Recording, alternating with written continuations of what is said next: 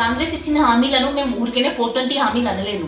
అవి అమలుకు సాధ్యం కాని హామీలు లేదా అమలైన సగం సగం అయ్యే హామీలు.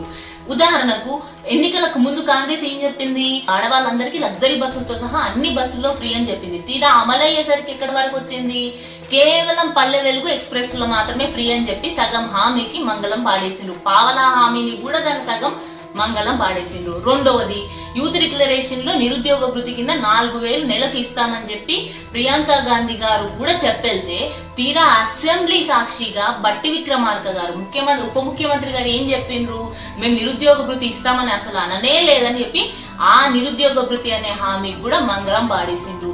ఈ రోజు కొత్తగా జరిగింది ఏంటంటే, సాగునీటి పారుదల శాఖలో పెట్టిన హామీలలో 420 హామీలలో పాలమూరు రంగారెడ్డి ప్రాజెక్టుకి జాతీయ హోదా తీసుకొస్తాం సాధిస్తామని చెప్పిండ్రు.